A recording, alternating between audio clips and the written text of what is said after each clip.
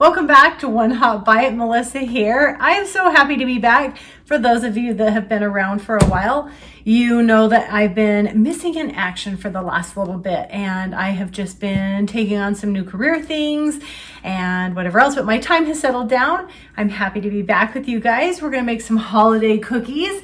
I'm going to bring to you 12 days of cookies. So our first cookie today that we're going to work on is an Anise tea Crescent cookie. These have so far been my favorite cookie of all time. They're simple, they're buttery, they're not super sweet, they're very simple to make. So I am so happy for you guys to be here. I'm so happy to be here with you, and let's get cooking. But before we do, go ahead and hit the subscribe button if you haven't already done so, and we're gonna bake some cookies for the holidays.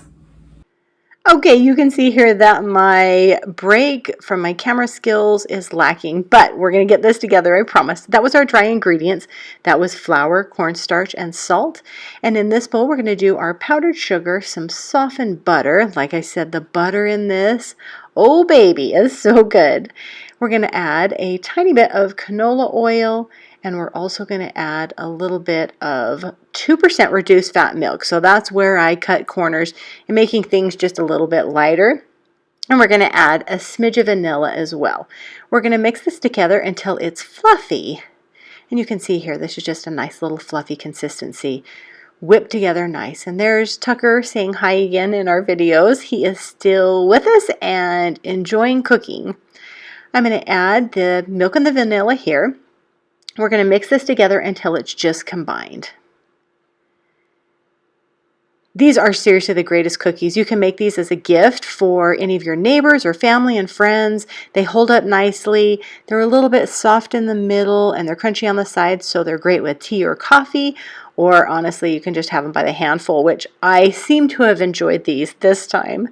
As soon as this is all whipped, so we're going to get anise seed. So it comes in these kind of long seeds, and I'm just going to crush them a little bit. I want them broken up so they're not so big and present within the cookie. They're just kind of lightly there. So quickly crush them, and we are going to add them to that mixture and mix that together. You guys know what's next. As soon as the wet ingredients are all mixed up and blended nicely, we're going to add our dry ingredients. We're going to get this just till it forms this nice soft little dough. And it really is a nice soft dough. Now the best thing to do with these so you can shape them after we pour this out and we get it all munched together, I'm going to get a little bit of plastic wrap here. And we just want this dough to chill for about 30 minutes, super quick. So I just put it into a ball and chill it. As we pulled it out, you can see it's still really nice and soft, but it's not so sticky to my fingers. It's a little bit easier to work with here. We're going to break off little pieces, and what we're going for here is just a nice little crescent shape, about 2 inches long. And this full recipe that's listed down below will make 32 cookies. We're going to bake them at 350.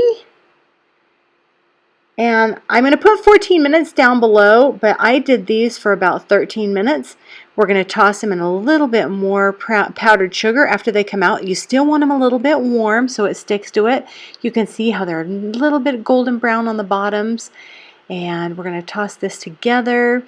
And I'm going to show you here after we get these all out. You can let them dry, package them up as gifts.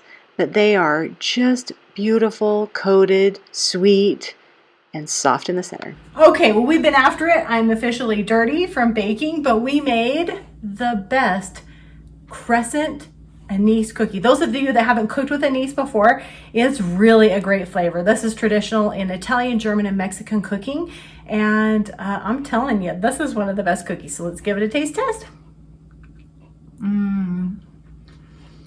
Oh, these are so good.